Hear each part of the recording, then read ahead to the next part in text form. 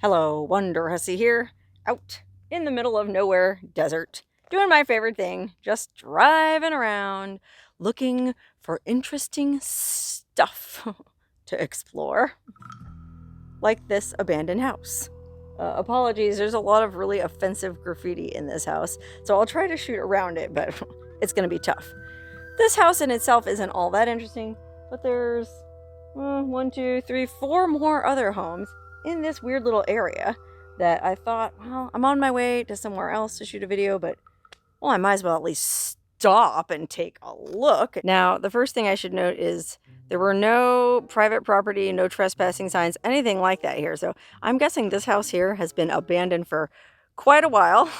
Apologies for the graffiti, but you can see this thing has been sitting here baking in the desert sun for many, many years. So there's almost certainly not going to be all too many personal effects left inside for us to poke through. But never know, it might still be worth a peek. Now, this house is in a very remote valley. You can kind of see the valley there beyond, and there's more homes and businesses, and well, actually, there's a fairly thriving community just a few miles down the road that way called Sandy Valley. But the interesting thing about Sandy Valley is the state line runs right through it. So I'm actually in California right now, and all that development that you see is in Nevada. So Sandy Valley, the area, there's Sandy Valley, the whole area, the valley, and then there's Sandy Valley, the town. Well, the town is all on the Nevada side. The area, Sandy Valley, well, on this side of the state line, I think it's called Kingston, or it was called Kingston Ranch or something like that. There's a few properties on this side of the state line, but from what I was able to read online, I guess the California code is that no smaller subdivision than 40 acres is allowed to be sold on this side of the state line. So there's a couple of 2 or 3 really big ranches on the California side that are 40 plus acres. I'm guessing that's maybe why these homes here are abandoned now is, well, they just couldn't keep up with 40 acres, and so people weren't allowed to live here anymore. I'm not sure. Maybe everybody just moved across the state line into Nevada because, well, they didn't want to pay California taxes. Who can blame them? But whatever the case, this house once had a really amazing view of all of Sandy Valley and even the snow-capped spring mountains in the distance back there. That's Mount Charleston there, the very tippy top. So it was probably a really beautiful place to live. I can't imagine anybody willingly leaving this place. Seems like there's plenty of groundwater. You can see there's lots of trees and bushes all around me here, and there's even little shoots of grass popping up through the desert. So it must have been a fairly lush place for the desert. Okay, I gotta look at this graffiti. Hold on. This is exceptionally verbose or poetic for a graffiti artist. You left your smell on my pillow. I lived for days on your scent alone. Oh gosh, I think most of us can identify with that. You know, like you recognize the smell of somebody, especially somebody that you've been with, that you've been romantically involved with, and then that person leaves for whatever reason, and all you have left is their smell. And depending on what kind of breakup it was, you know, sometimes you just can't wait to do the dang laundry and be rid of it. But then there's those kinds of breakups where you just hold that pillow and breathe it in. Then on the other side it says, no other way described you kept me until your scent and you were gone, forever askewed. Huh, interesting. And then over here on this side it says, a skewed writer. So I don't know if that's the name of the graffiti artist or what. And yeah, I'm using the term artist pretty loosely here, but I don't know. I mean, I feel like there was some sort of art to that poetry. Anyway, oh gosh, this graffiti is just really, I'm assuming it's the same person who wrote all this, and they must have been really tore up by this breakup, because they seem very angry here. F the world, break my heart, the government kills the poor. Oh, look, I'm sorry. Oh, wait, look at this. I'm sorry, Mom. Oh gosh, that's actually really sad. I'm starting to really feel for whoever wrote all this graffiti. I hope, if you're watching this video, I hope you're okay. Or, wait a minute. Anyway, as far as this house went, it was just a pretty standard affair, I guess. Walking down the hallway here, looking in Ugh, a really gross old bathroom. Oh, lots of old magazines on, lots of rat poo on the floor. Oh, look at this though. A round mattress. Oh my goodness. Wow. You know those round beds you see? Well, I feel like they're more like a 60s or 70s thing. A round bed. They have one at a Cherry Cloud Oasis, this really cool hip camp I made a video at. They have a beautiful round bed in their magic school bus. That's interesting. Not everybody would have a round bed. I wonder if this was a brothel. Kind of seems brothely, but we're on the California side of the state line. We're not in Nevada yet, so this couldn't have been a brothel. Or if it was a brothel, it would have been illegal. So, gosh, I don't know. This must have just been somebody's house. And, well, like I said, they decided to move to Nevada to save money. Oh, God, look at the kitchen. What a mess. And then it had one of those really cool step down into the living room.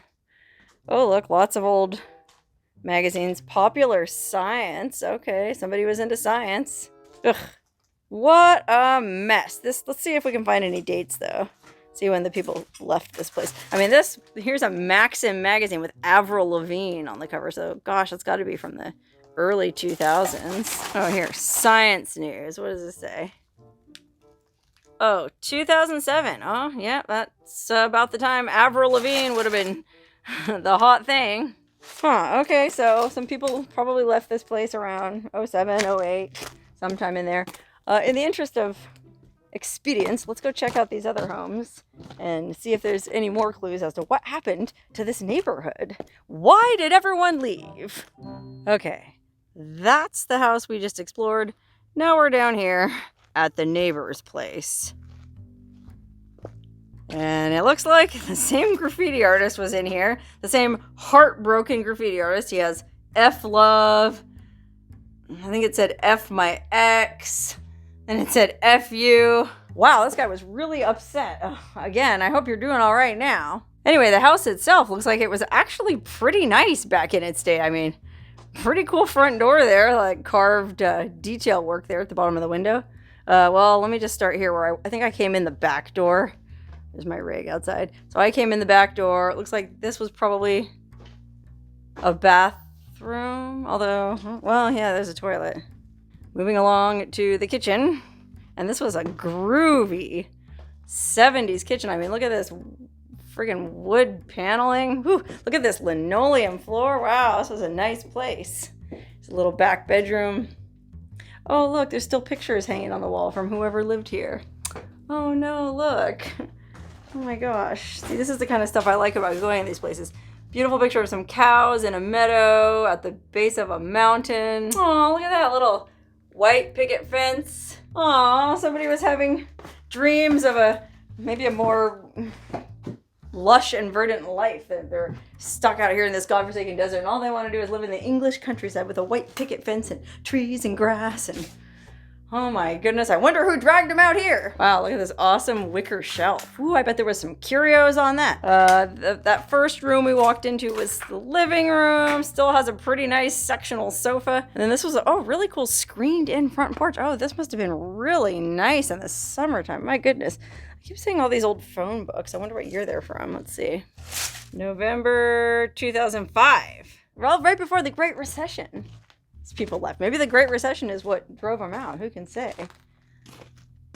Oh, it's really kind of sad. Wow, you know what I mean? Like, there's a tree trunk here. There's actually a pretty good-sized tree here. It looks to be a cottonwood or an apple tree. It's a beautiful big shade tree.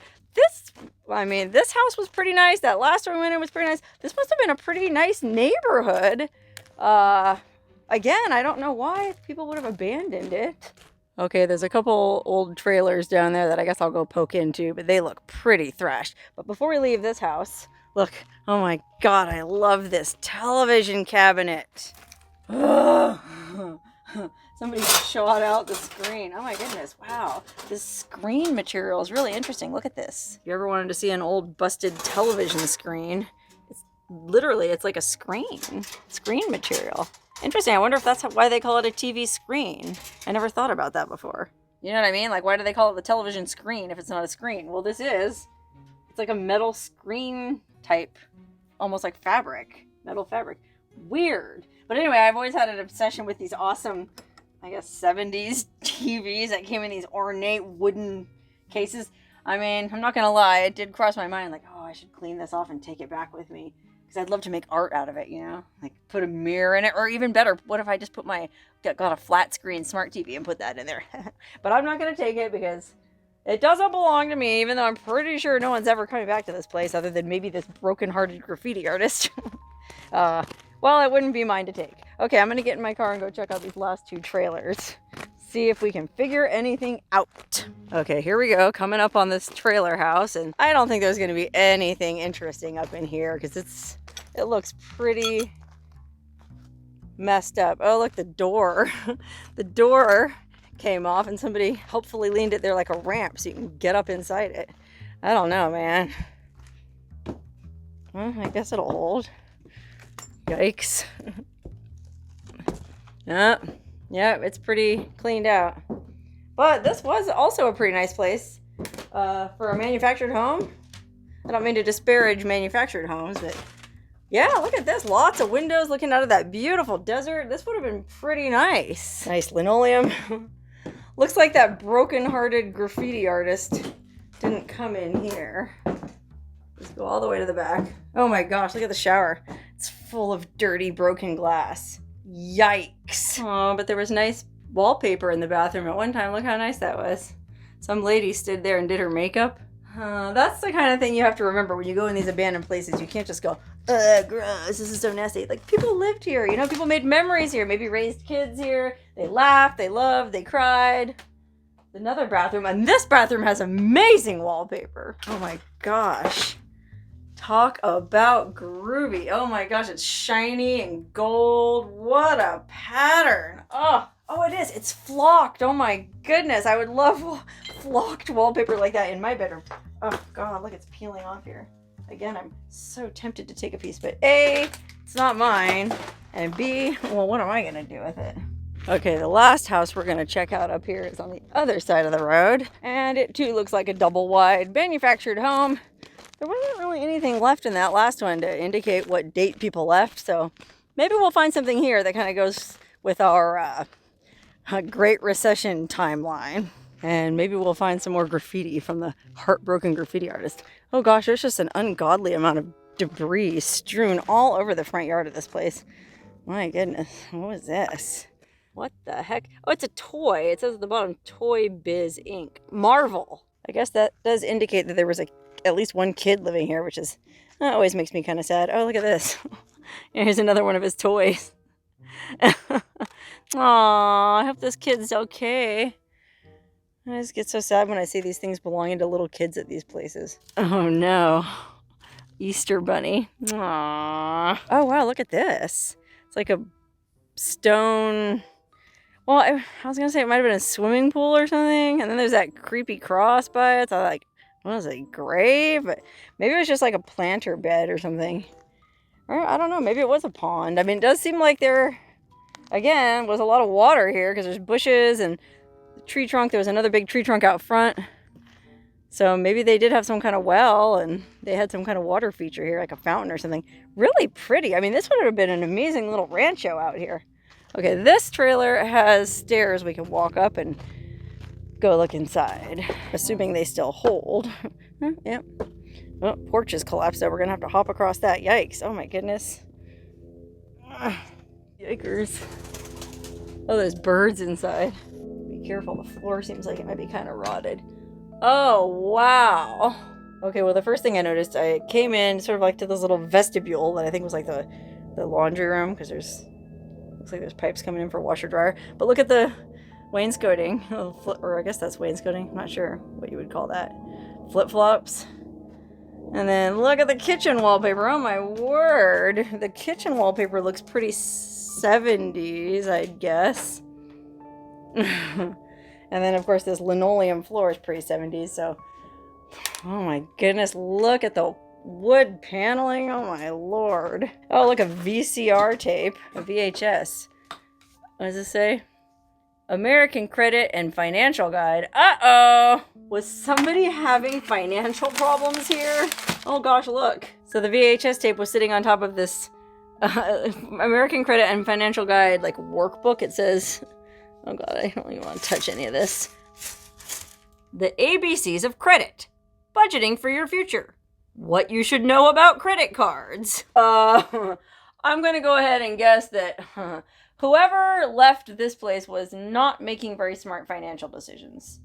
Or maybe they were if they moved into Nevada to get away from the taxes. Well, I'd call that a very smart financial decision. Anyway, let's see. Let's see if we can find anything with a date on it in here. Oh my goodness. Living room is just toast. Oh wow, look at the console for the TV. That was pretty nice. You know what I mean? Sit there and watch the big game on any given Sunday. Let's go down the hallway. Bedroom. Oh, with like a closet attached, I guess. Pink closet, though. This must have been a girl's bedroom. Oh, here's a magazine. Maybe it'll have a date on it. Oh, it's a newspaper. Even better. Let's see. Sports. Las Vegas. Friday, October 2nd, 2009. Yepers. That's pretty much right at the tail end of the recession. Oh gosh, I remember what I was doing in 2009, and it was not pretty. I was in a bigger mess than these people here were, or at least equally as big. It's funny to think, though, the people living in this trailer in 2009, because it looks so 70s. I mean, look at that. Isn't that called like harvest gold, that color of the bathtub? And, you know, this like, I was going to say tile, but it's not right. Tile, wallpaper, whatever. Oh my goodness, look at oh wow, look at the medicine chest door. Yikes. It almost looks like two giant bullet holes, but golly, what kind of bullet puts a hole that big? That's dramatic. Oh, you know, speaking of art, I'd love to take the door of this medicine chest, because that's just the way that it cracked like that. You know what I mean? It almost looks like they did it like that on purpose. It's actually kind of pretty. Okay, yeah, I'm weird. Anyway, that's pretty much all there is to this last trailer. Here's the blue bedroom. Must have been where the boy slept. Oh, a lot of holes punched in this drywall. I wonder if somebody named Kyle lived here. Whew! Oh gosh, a bird just flew out of here. Sorry. Wow, look at this recliner in the late afternoon sun, just looking out of that beautiful desert. Be quite the place to sit. Oh, what's back here? It's weird. It's like a walk-in closet, I guess. Man, if I was ever gonna find a dead body, this creepy walk-in closet in the back corner of the last trailer I explored in this forgotten corner of the desert surely would have been the place. But unfortunately, or I guess fortunately, there was no dead body in there. Okay, well, what do we think? What conclusions do we draw about this little abandoned community? Be careful, go out on the porch here. It's all rotted away. Oh man, see what I mean in front? There was this awesome, huge shade tree. It's like they had a little table out front overlooking all of Sandy Valley and its glory in the shadow of snow-capped Mount Charleston. I'm gonna go ahead and basically stick with my original assessment that for some reason this part of town got shut down, either forcefully or people just gave up and moved to California. We might never know what happened to the people that lived in these two trailers and those two houses, but, well, one thing's for sure. I hope they're all doing okay, especially the little kids that were living in that one house.